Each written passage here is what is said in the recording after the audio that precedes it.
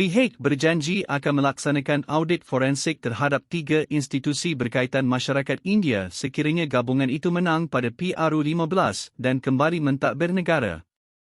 3 institusi tersebut adalah Syarikat Pelaburan Mica Holdings, Institut Pembangunan Pendidikan Maju, MIED, dan Unit Transformasi Masyarakat India Malaysia, MITRA. Pengerusi PH Anwar Ibrahim berkata masyarakat India di Malaysia berhak mengetahui perkara sebenar di sebalik dakwaan penyelewengan dan salah guna kuasa berkaitan institusi tersebut. Saya kata penyelewengan banyak telah terbukti, telah dibongkar, dan perlu ada audit forensik dan juga kalau perlu tubuhkan RCI. Ini kerana masyarakat India ini mengeluh tentang pengabaian isu kemiskinan dan peluang kemiskinan yang dihadapi mereka. Peruntukan diberikan tapi tidak dikawal dengan baik. Ini termasuk Mica Holdings semasa saya, jadi, Kementerian Keuangan dulu, tapi, masalah sama, telah berulang di MIED dan MITRA, katanya kepada pemberita di Perhimpunan Bersama Masyarakat India Anjuran PKR di Shah Alam, hari ini. Dia berkata demikian selepas diminta mengulas mengenai dakwaan beberapa pemimpin PKR dalam acara itu bahawa individu-individu yang terlibat dengan penyelewengan Mica Holdings masih tidak dikenakan hukuman manakala siasatan SPRM terhadap isu dana mitra tidak dibuat secara menyeluruh. MIC menubuhkan Mica Holdings pada awal 1980N sebagai syarikat pelaburan dengan mengumpulkan 106 juta RM daripada kira-kira 55,000 pemegang saham, kebanyakannya daripada kumpulan berpendapatan rendah.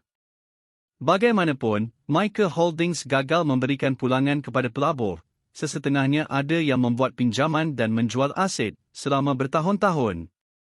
Keadaan kewangannya bertambah buruk pada tahun 1990N apabila Mica sepatutnya membeli 10 juta saham Telekom, namun hanya 1 juta unit saham mampu dibeli.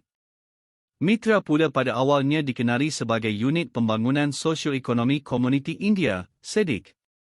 Ia dilancarkan pada tahun 2013 oleh bekas Perdana Menteri Najib Razak dengan matlamat meningkatkan pendapatan golongan berpendapatan rendah dalam kalangan masyarakat India.